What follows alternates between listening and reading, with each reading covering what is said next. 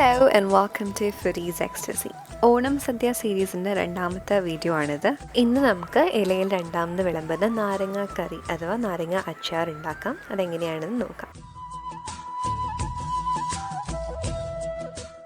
അപ്പോൾ ഈ നാരങ്ങ അച്ചാർ ഉണ്ടാക്കാനായിട്ട് നമ്മൾ വലിയ നാരങ്ങ എടുക്കുന്നത് മാതള നാരങ്ങയാണ് എടുക്കുന്നത്. അതിനെ 10 മിനിറ്റ് ആവിയിൽ വെച്ച് വേവിച്ചെടുക്കുക. എന്നിട്ട് അതിൻ്റെ സ്കിന്നൊക്കെ ഇളക്കി കളയുക. പഴുത്ത നാരങ്ങയാണെങ്കിൽ ഇളക്കണം എന്നില്ല, എന്നാലും ബെറ്റർ സ്കിൻ ഇളക്കുന്നതാണ്. എന്നിട്ട് ചെറുതായിട്ട് കട്ട് ചെയ്യുക.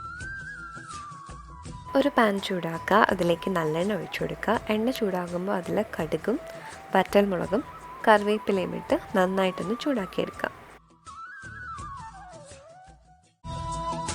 കടുക് നന്നായിട്ട് പൊട്ടിക്കഴിയുമ്പോൾ അതിലേക്ക് വേവിച്ച് കട്ട് ചെയ്ത് വെച്ചേക്കുന്ന നാരങ്ങ ആഡ് ചെയ്ത് നന്നായിട്ട് സോട്ട് ചെയ്യാം.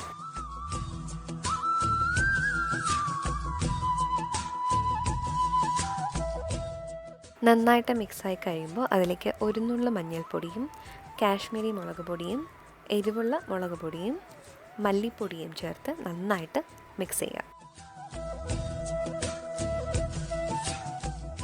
ഇതിലേക്ക് ഉപ്പ് ചേർക്കുക. കളർ കുറച്ചുകൂടി വേണമെന്നുണ്ടെങ്കിൽ ഒരല്പം കാശ്മീരി മുളക് പൊടി കൂടി ചേർത്ത് നന്നായിട്ട് മിക്സ് ചെയ്യുക. ഇതിൻ്റെയൊക്കെ പച്ചമണം മാറുമ്പോൾ അതിലേക്ക് ചൂടുവെള്ളം ഒഴിക്കുക. ചൂടുവെള്ളം വളരെ കുറച്ച് ഒഴിച്ചാൽ മതി. നമുക്ക് എത്രയാണോ ഗ്രേവി വേണ്ടത് അത്രയും ഒഴിച്ചാൽ മതി. ഒന്ന് മിക്സ് ചെയ്തിട്ട് അടച്ചു വെച്ച് ഒരു 2-3 മിനിറ്റ് കുക്ക് ചെയ്യുക.